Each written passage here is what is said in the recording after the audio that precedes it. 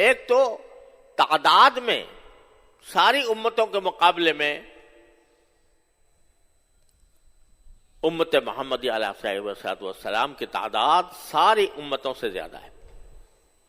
ایک حدیث میں آتا ہے کہ رسول کریم صلی اللہ علیہ وسلم نے فرمایا کہ مجھے دکھائی گئیں امتیں تو میں نے پچھلے انبیاء کرام علیہ السلام کی امتیں دیکھیں تو کسی نبی کے ساتھ ایک جماعت تھی، محدود جماعت تھی، کسی کے ساتھ 2-3 ہی آدمی تھے، اور کوئی نبی ایسا بھی تھا کہ تنہا تھا،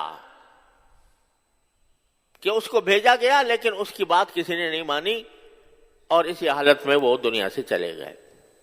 کسی کے ساتھ 1 ہی آدمی، کسی کے ساتھ 10 آدمی، کسی کے ساتھ ایک جماعت، کسی کے ساتھ 150 آدمی۔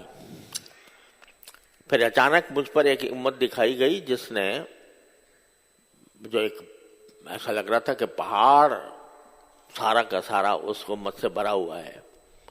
تو میں نے پوچھا جبریل علیہ السلام سے کہ یہ کون لوگ، کس کی امت ہے؟ تو مجھے بتایا گیا کہ حضرت موسیٰ علیہ السلام کی امت ہے۔ اس کی تعداد بہت تھی، پہاڑ کے اوپر، لفظ یہ آتا ہے کہ پہاڑ کے اوپر وہ چھائی ہوئی تھی۔ تو میں نے پوچھا کہ میری امت کہاں ہے؟ تو سرکار دو عالم صلی اللہ علیہ وسلم کو بتایا گیا کہ اچھا باپ اپنی امت کو دیکھو۔ تو اس امت نے سارے افق کو بھرا ہوا تھا، دائیں طرف، بائیں طرف، سامنے، ہر طرف امت محمدی علیہ صاحب السلام کے لوگ تھے۔ تو ساری، اور فرمایا سرکار دو عالم صلی اللہ علیہ وسلم نے کہ یہ تو امت نظر آ رہی ہے، اور فرشتے نے بتایا کہ اس میں سے 70,000 آدمی ایسے ہوں گے جن میں سے ہر ایک کے ساتھ 70,000 ہوں گے، اور یہ جنت میں بغیر حساب کے داخل ہوں گے، ان سے حساب کتاب ہی نہیں لیا جائے گا۔ ایک دوسری حدیث میں سرکار دو عالم صلی اللہ علیہ وسلم نے فرمایا، اس بات کو بتایا کہ 70,000 اور 70,000، ہر 70,000 میں ہر آدمی کے ساتھ مزید 70,000 ایسے ہوں گے جو اللہ تعالیٰ بے حساب جن کو جنت میں داخل کر دے گا۔ ایک صحابی تھے حضرت عکاشہ بنت ابن محسن، وہ کھڑے ہو گئے اسی وقت اور کہا کہ یا رسول اللہ دعا کر دیجئے میں بھی اس میں شامل ہو جاؤں۔ آپ نے دعا کر دیا، کہا ہاں تم بھی ان میں ہو، سرٹیفکیٹ ہی مل گیا ان کو وہیں کہ تم بھی ان میں ہو کہ بے حساب داخل ہو جاؤ گے۔ اب جب دیکھا لوگوں نے کہ یہ سلسلہ چل رہا ہے تو حضرت عکاشہ نے اپنے لیے یہ سرٹیفکیٹ لے لیا، تو ایک دوسرے صاحب کھڑے ہو گئے، یا رسول اللہ مجھے بھی دعا کر دیجئے۔ فرمایا کہ عکاشہ تم سے سبقت لے گئے، یعنی اب یہ سلسلہ اگر چلا تو کہاں تک جا کے رکے گا، اس واسطے آپ نے فرمایا کہ عکاشہ سبقت لے گئے۔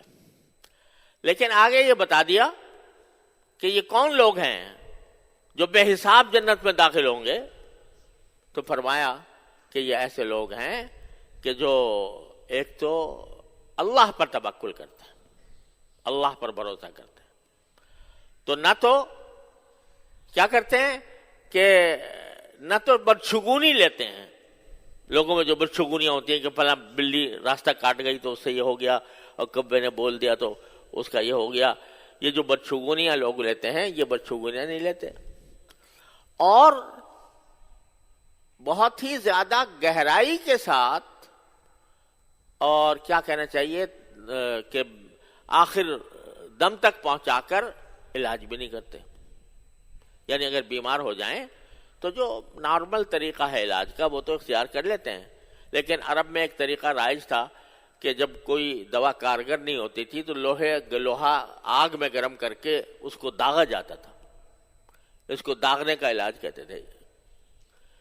تو فرمایا کہ جو داغنے کا علاج نہیں کرتے، جس کا مطلب یہ ہے کہ بھئی علاج بھی اگرچہ سنت ہے اور کرنا چاہیے، بیماری کا علاج کوئی حرج نہیں ہے، لیکن علاج میں اتنا زیادہ آگے بڑھ جانا کہ جو غیر معمولی ہو، وہ پسندیدہ نہیں.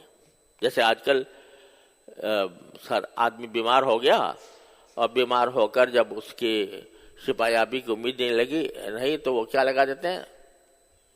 وینٹیلیٹر لگا دیتے ہیں.